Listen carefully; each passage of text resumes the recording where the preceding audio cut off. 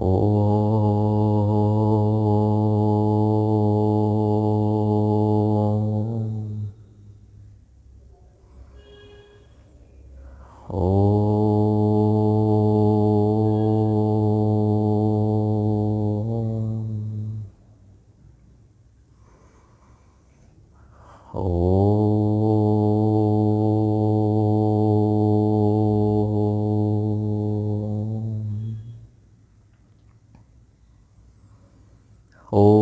सहनाववतु सहनौ भुनक्तु सह वीर्यं करवावहै तेजस्विनावधीतमस्तु मा विद्विषावहै।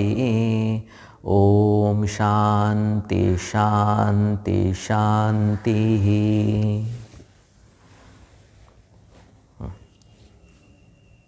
6वें अध्याय में भगवान कहते हैं उद्धरेत आत्मना आत्मानम न आत्मानम अवसादयेत। उत्हरेत अपने आप को ऊपर खींचो, जबरदस्ती करो।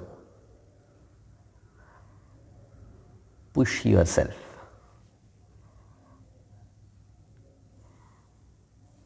मतलब वहां पे भगवान स्व प्रयत्न की महिमा बता रहे हैं। स्व प्रयत्न या पुरुषार्थ कहो,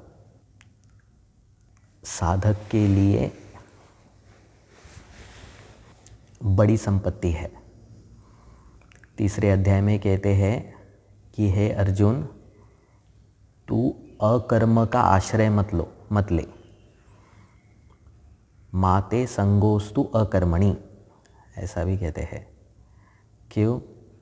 वहाँ पे एक जगह पे कहते हैं भगवान कि अगर अकर्म करोगे, मतलब कुछ नहीं करोगे, प्रयत्न नहीं करोगे, तो जीवन यात्रा भी न प्रसिद्धेत। तो तुम्हारी जीवन यात्रा भी सुख रूप नहीं जाएगी। मतलब जो थोड़े बहुत जगत से सुख मिलते हैं वो भी सुख तुम्हें प्राप्त नहीं होंगे अगर तुम अकर्म का सहारा लोगे, सब कुछ छोड़ दोगे तुम। यहाँ पे भी 6वें अध्याय में भी भगवान यही कहते हैं कि प्रयत्न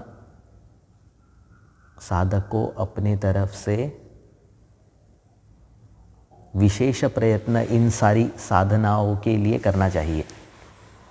नहीं करोगे तो क्या होगा? तो भगवान कहते अवसादन होगा, पतन होगा। इस भ्रम में नहीं रहना चाहिए कि कालांतर में मुझ में ये सारे दैवी गुण, दैवी संपत्ति आ जाएंगे।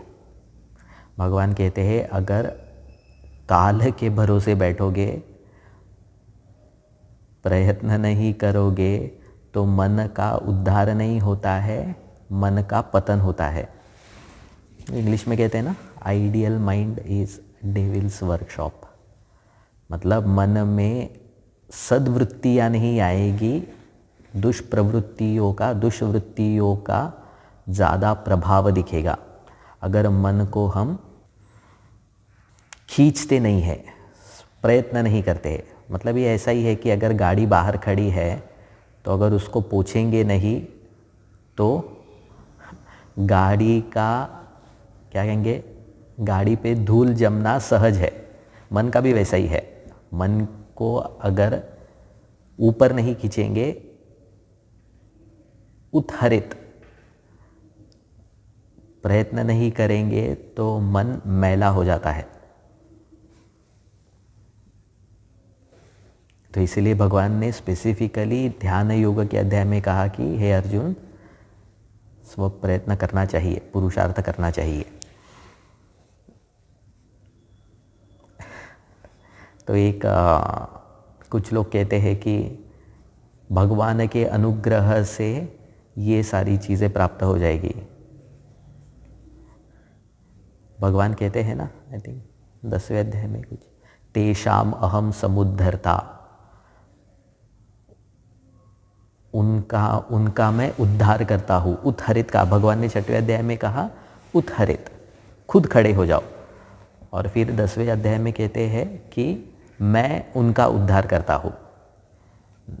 तो वहाँ पे भगवान ने उनका कहा है, मतलब सबका नहीं कहा है। तो कौन है वे लोग? तो जो भक्त है, अनन्य चिंतयंत है, उन लोगों का उद्धार, उन लोगों पर अनुग्रह, उन पर कृपा करने की बात भगवान कहते हैं।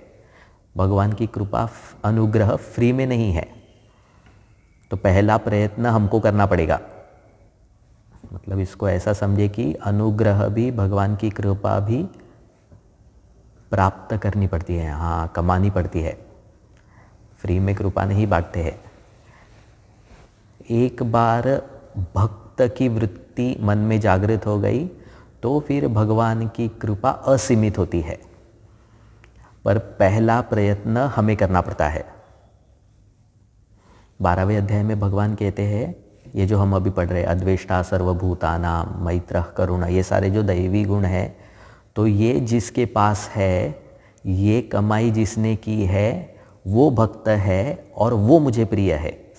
सच्चा भक्त में प्रिय, ऐसा कहते हैं। तो भगवान कह रहे हैं भक्त बनने के लिए पहले ये सारी दैवी संपत्तियाँ प्राप्त करनी पड़ेगी। और जैसे जैसे ये दैवी संपत्तियाँ तुम में दिखने लगेगी, तुम्हें अनुग्रह कृपा का भी अनुभव होने लगेगा। तब भगवान कहते हैं कि ऐसे लोगों पर अनुग्रह असीमित है मेरा, उनका मैं ज़रूर उद्धार करूँगा। पर पहला कदम, प्रयत्न हमारे से होना चाहिए। एक जगह पे कहते हैं, तीसरे चैप्टर में आता है वो, तो वहाँ पे कहते हैं कि देवता मदद करते हैं। देवता मतलब जो बड़े लोग हैं, समाज है, वो व्यक्ति की मदद करने के लिए आगे आते हैं।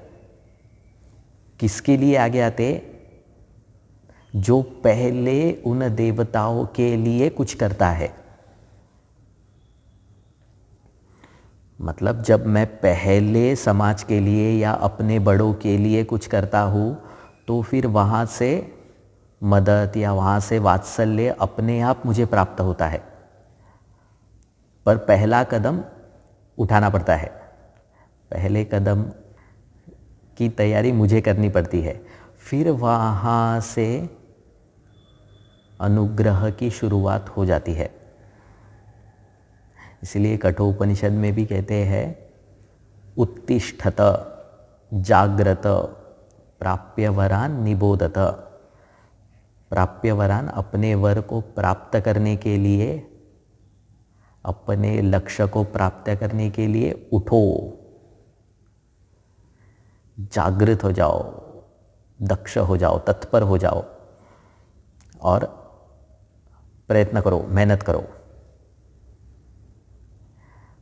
तो मनुष्य को ये भ्रम में कभी नहीं रहना चाहिए कि कालांतर में तो मैं अधिकारी बन जाऊंगा।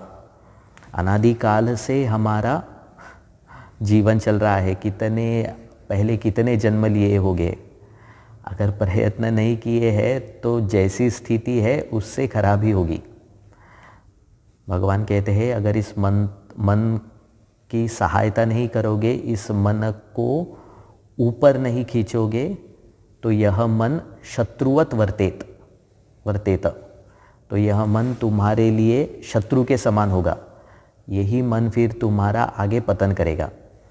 तो इस मन में ये सारे सद्गुण, दैवी संपत्ति लाने के लिए स्व प्रयत्न करना पड़ेगा, विशेष प्रयत्न करना पड़ेगा। अगर मन में लगता है करुणा नहीं है, मन में लगता है कि दमः नहीं है, तो जप तप सेवा आदि साधना के लिए मुझे खड़ा होना पड़ेगा, तो ही इस मार्ग पे हम चलने के अधिकारी बनेंगे। ओम पूर्णमदः पूर्णमिदं पूर्णात् पूर्णमुदच्यते पूर्णस्य पूर्णमादाय पूर्णमेवावशिष्यते। ओम शांति शांति शांतिः। हरि ओम श्री गुरुभ्यो नमः।